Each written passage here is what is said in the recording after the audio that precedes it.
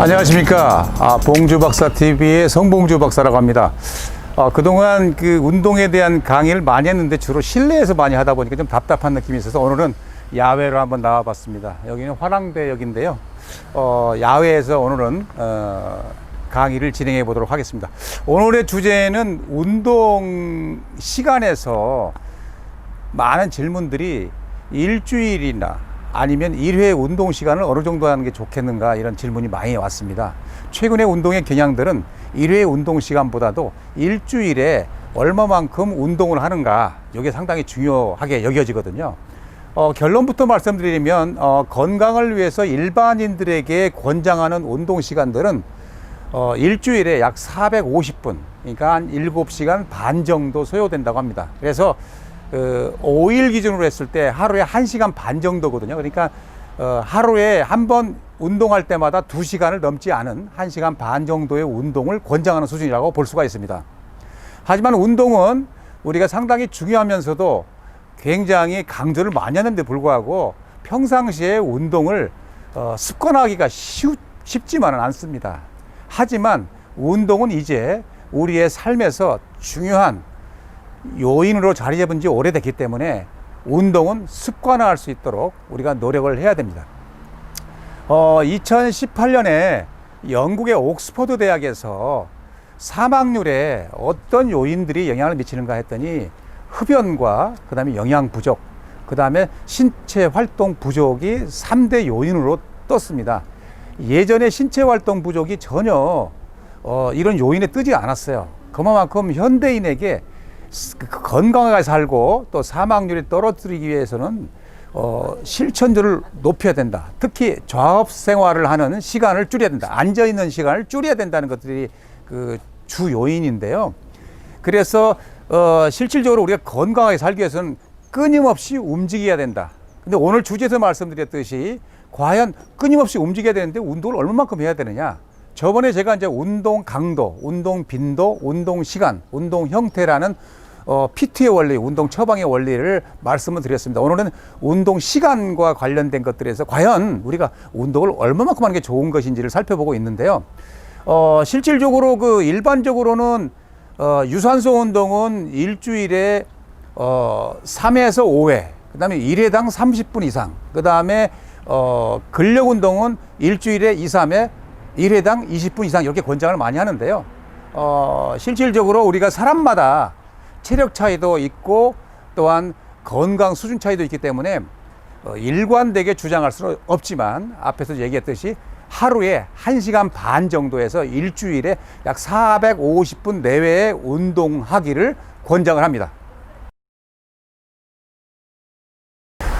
최근에 이제 일반인들에게 가장 관심 있는 운동을 꼽으라 하게 되면 유산소 운동이라고 많이 얘기하는데, 그 유산소 운동을 많이 하는 이유가, 많은 이유 중에 하나가 체중 감량을 하고 싶어 하는 사람들이 아주 많을 겁니다. 그래서 체중 감량을 위해서 어느 정도의 운동을 해야 될까, 이런 얘기가 많이 있는데, 보통 일반적으로 체중 감량을 위해서는 중강도 유산소 운동을 약 5시간 정도, 일주일에 5시간 정도가 필요하고요. 이상이 필요하고, 그 다음에 고강도 운동은 약 2시간 30분, 약 150분, 일주일에 150분 정도, 일주일에 5번 이상, 일주일에 2000칼로리 이상 소모되는 운동을 많이 권장하거든요. 일반적으로 우리가 다이어트에서 좀 중심을 잡아야 되는 부분들이 뭐냐면, 단순히 체중의 감량만을 신경 써서는 안 된다는 것들입니다. 다이어트에서 가장 중요한 것들은 우리의 몸에서 중요한 요인인 근력은 그대로 두되 체지방을 감소하는 데 중점을 둬야 되기 때문에 우리가 단순한 체중만 측정한다기보다는 여러 가지 체지방과 근육량의 비율을 보는 게 상당히 중요합니다. 그래서 근육은 늘되 체지방이 감소되는 게 가장 좋은 다이어트 방법이고요. 근육도 줄고 체지방도 줄고 체중이 감소했다, 이것은 좀 반만 성공한 것입니다. 근육은 유지하거나 근육을 키우고 체지방을 줄이는 그런 형태로 가기 위해서는 최근에 다이어트에서는 유산소 운동만이 아닌 유산소 운동 플러스 근력 운동의 혼합 운동으로 가고 있습니다. 최근의 운동 형태에서는 뭐 재미적인 것, 또 여러 가지 그 흥미로움, 뭐 이런 것들이 가미돼야 되기 때문에 단순한 한 가지 운동보다는 다양한 운동을 섞어서 하는 복합 운동 체제로 많이 가고 있거든요. 그래서 최근에 보면은 크로스핏이나 막 그런 운동들처럼 근력과 근지구력과 심폐지구력 뭐 여러 가지 협응성, 민첩성, 스피드 능력 뭐 여러 가지 종합적인 체력을 강화시키기 위해서 빠르게 스피디하게 움직이면서 변화를 주는 그런 운동 형태로 많이 가고 있거든요. 그 다음에 운동 강도도 그냥 밋밋한 저강도의 장시간 운동보다는 고강도 운동하고 쉬고, 고강도 운동하고 쉬고 하는 인터벌 운동들을 많이 하고 있는 것들이 최근의 운동의 경향들은 많은 시간을 운동을 하는 것도 중요하지만 운동을 집중적으로 몰입해서 운동을 하고 쉴 때는 쉬어주는 그런 형태의 운동이 각광을 받고 있고, 또 그러한 효과가 더 크게 나타나고 있기 때문에 다이어트를 하는 분들도 적당한 유산소 운동만이 아닌 근력 운동과의 혼합 운동을 권장하고 있습니다.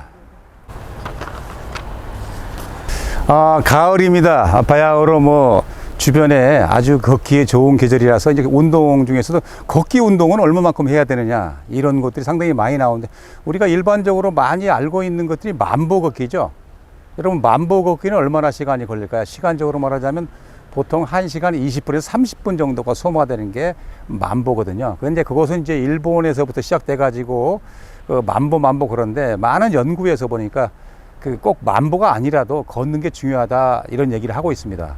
영국의 그 워릭대학교의 결과에 의하면 건강을 유지하고 증진시키기 위해서 하루에 15,000보 정도는 걸어줘야만이 건강을 유지하고 증진하는 데 도움이 된다 이렇게 얘기를 하고 있거든요. 그런데도 불구하고 이것은 일반 성인에 대한 기준이고요. 노인의 경우는 약 7,500보를 걷는 사람이 4,000보 이하를 걷는 사람보다 굉장히 그 사망률이 낮다 이런 결과도 있습니다. 그러니까 이 걷기뿐만 아니라 많은 운동 시간에서 젊은 사람들은 운동 시간이 좀 길어져도 상관이 없고요. 나이가 들게 되면 운동 시간도 줄고 운동 강도도 낮춰야 되는 게 중요하다. 그래서 걷기 운동에서는 젊은 사람의 경우는 15,000보 정도 걸어주는 활동을 해야 되는데, 그건 한 12km에서 13km 정도 해당되고, 이게 상당히 쉽지는 않죠. 그래서 짬짬이 시간 날 때마다 운동을 해야 된다. 그 다음에 나이 드신 분의 경우는 젊은이 못지않게 15,000보, 2,000보, 20,000보 이렇게 많이 걸으려고 하게 되면 오히려 부작용을 심하게 겪을 수가 있거든요. 그래서 자기 체력 수준에 맞는데 약 7,000보, 8,000보 정도만 꾸준히 걸어주더라도 충분히 건강을 유지하는 데는 지장이 없다고 봅니다. 결국은 우리가 성별, 남녀 성별, 그 다음에 나이, 그 다음에 체력 수준에 따라서 운동 시간은 달리 해야 되는 게 중요한 것들이고요. 운동을 그러면 한꺼번에 30분, 50분, 1시간 계속 연결해서 해야 될 것이냐. 우리가 그 이전에는 유산소 운동은 한 번에 30분 이상을 연속해서 해야만이 효과가 있다고 많이 강조를 해왔는데, 최근에는 10분씩 나눠서 30분을 채워서 하는 운동하고 30분을 지속하는 운동하고 운동 효과를 봤더니 거의 비슷하게 나타나서 이 운동의 총합 시간만 똑같다면 운동을 나눠서 해도 상관이 없다. 그래서 최근에는 짬짬이 틈이 날 때마다 운동을 통해서 운동의 총량의 법칙, 총량을 채워주는 게 중요하다. 앞에서도 얘기했지만 일주일의 총량으로 얘기해서 약 450분 내외의 젊은 사람의 경우는, 건강한 사람은 450분 내외의 운동을 하고요. 나이가 드셨거나 체력 수준이 낮은 사람들은 운동 시간 기준량이 주어졌다 할지라도 자기 체력 수준에 맞게 시작을 해서 조금씩 운동 시간을 늘려주기를 권장을 합니다. 자, 일반적으로 운동 시간을 얘기를 할 때 준비 운동과 정리 운동을 포함한 본운동 시간을 포함한 총체적인 운동 시간을 많이 얘기하고 있는데, 최근에는 준비 운동과 정리 운동을 뺀 본운동만의 시간을 많이 권장을 하거든요. 그런데 준비 운동 같은 경우에도 워밍업으로서 우리가 중요한데, 준비 운동의 순서를 많이 헷갈리는 사람들이 있어서 오늘 이 시간에는 준비 운동의 순서에 대해서 잠깐 설명을 하고 가도록 하겠습니다. 일반적으로 준비 운동 하면은 많은 사람들은 스트레칭이라고 바로 생각을 하는데, 준비 운동은 아까 얘기했듯이 워밍업이라고 했잖아요. 체온을 올려주는 것이 기본이기 때문에 근육을 늘려둔 스트레칭만이 준비 운동은 아니라는 사실들입니다. 그래서 어떻게 해야 할까 고민을 하다가 저희 연구원에서는 3고 운동이라고 순서를 정했거든요. 제일 마지막에가 고자가 들어가기 때문에 3고입니다. 3개의 고자가 들어가는. 그래서 준비 운동의 순서는 제일 먼저 관절을 돌리고, 손목과 발목과 무릎, 허리 등의 많은 관절들을 돌려서 이게 준비를 하는 것들이죠. 그 관절을 돌리고 난 다음에는 걷거나 가볍게 뛰어줌으로 해서 체온을 올리고, 그러니까 관절을 돌려가지고 일단 예열을 한 다음에 그 다음에 체온을 좀 올려주고, 그 다음에 세 번째가 근육을 늘리고, 그래서 이렇게 관절 돌리고 체온 올리고 근육 늘리고 순서대로 진행하는 것을 권장을 한다. 보통 준비 운동 시간은 15분에서 20분 정도 되는데 요즘과 같이 추울 때는 조금 더 준비 운동 시간을 길게 해주는 것이 부상 예방에 좋다, 이렇게 얘기할 수가 있습니다. 그리고 운동 시간적인 면에서 보게 되면 앞에서 잠깐 말씀을 드렸지만 운동 시간은 나이가 들수록 운동 강도와 운동 시간은 줄여주는 게 상당히 좋다. 그러니까 우리가 운동이 무조건 좋다가 아니라 자기 수준과 능력에 맞는 운동을 했을 때 큰 운동 효과를 기대할 수가 있기 때문에 무조건적으로 운동량, 목표랑 운동량을 거기에다가 맞추려고 하지 말고 자기 능력과 수준에 맞도록 차근차근 한 단계 한 단계 접근하기를 권장을 합니다. 그 다음에 운동에서 지금 우리가 제일 많이 하는 것들은 초심자의 경우는 운동을 어떻게 하느냐. 보통 그냥 혼자 하는데 그러면 안 되고요. 제일 처음에 운동을 시작할 때는 운동 전문가의 운동 처방을 받는 것을 권장을 하거든요. 우리가 아프면 병원에 가죠. 그런 것들처럼 운동을 통해서 건강을 지키고자 한다면 보건소나 국민체력팩 이런 쪽에 가게 되면 자기 자신의 체력을 분석을 해서 정확한 운동 목적에 따른 운동 프로그램들을 만들어 주거든요. 그래서 정확한 전문가의 운동 체크를 통해서 좋은 자기 목표에 맞는 운동 프로그램을 적용할 것을 권장을 합니다. 제가 운동 오늘 시간에 대해서 또 운동 방법에 대해서 살펴보고 있는데요.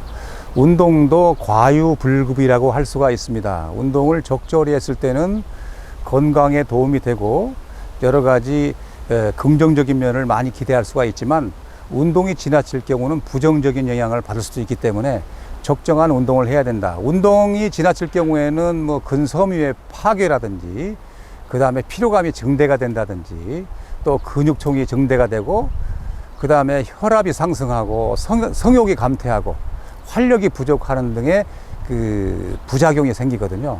그래서 이런 느낌들이 혹시 오게 되면 운동량을 줄이거나 운동을 중단해야 되는 것입니다.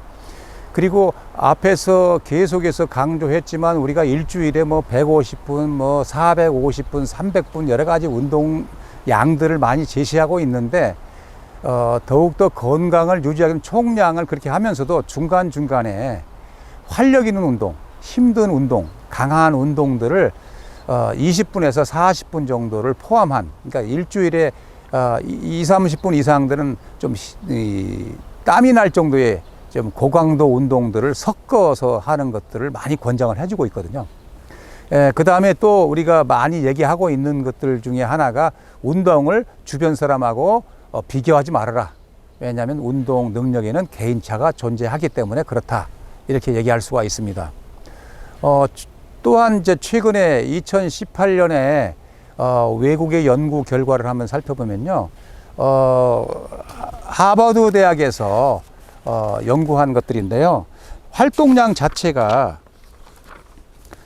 결국은 기준량보다도 우리가 운동의 기준량을 얘기했을 때보다도 기준량보다 한두 배 정도 했을 때는 20% 정도 사망률이 낮아졌다고 해요. 그래서 좀 2배, 3배, 4배 이렇게 할 때마다 막 30%까지 사망률이 낮아지는데 여기서 해주고 싶은 건 뭐냐면 그러면 운동량을 기준량보다 5배에서 10배 정도 하게 되면 그만큼 사망률이 낮아지느냐?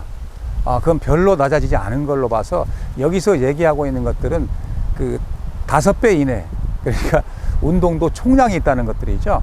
우리가 기준량을 1시간에다가 1시간이라고 얘기했을 때는 아무리 체력이 강하더라도 5시간 이상은 해서는 안 된다는 것들이죠. 할 필요가 없다는 것들이죠. 오히려 부작용이 클 수가 있기 때문에 그렇습니다. 그래서 운동은 저강도, 고강도, 중강도 운동이 이제 혼합 운동이 상당히 중요하고요. 운동 시간들을 할 때는 실질적으로 기준량보다는 조금 더 하면 좋지만 기준량보다 너무 많이 할 필요는 없다. 그래서 실질적으로 그 운동량의 측정들은 자기가 운동에 참여하다 보면 지치지 않은 정도의 그 운동 시간이 있을 거거든요. 그것을 체크를 해서 조금씩 운동 시간을 늘려주고, 운동 강도와 운동 시간은 반비례한다는 저번에 이제 강의가 있었지만, 운동 강도와 운동 시간을 적절히 잘 조화를 이루어서 운동 프로그램을 짜서 적용하시기를 권장을 합니다. 오늘은 적정 운동 시간에 대해서 살펴봤습니다. 최대 운동 시간은 약 일주일에 450분 정도를 권장을 했고요. 그 이상은 좀 무리다. 중고강도 운동은 한 75분, 그 다음에 중강도 운동은 150분 정도의 혼합 운동들이 상당히 중요하다. 여기서 강조드리고 싶은 것들은 운동 시간을 많이 한다고 해서 그렇게 도움이 되지는 않기 때문에 너무 지나친 운동은 삼가해야 된다. 일주일에 하루 이틀 정도는 휴식을 해줘야 되고요. 충분한 수면과 적절한 수분 섭취, 그리고 영양 공급이 중요하다. 운동은 운동만 하는 것이 중요한 것이 아니라 운동과 휴식과 영양의 3요소가 조화되었을 때 가장 큰 효과를 기대할 수가 있는 것이다. 이렇게 말씀을 드릴 수가 있고요. 다음 시간에는 좀 더 다양한 내용으로 찾아뵙도록 하겠습니다. 감사합니다.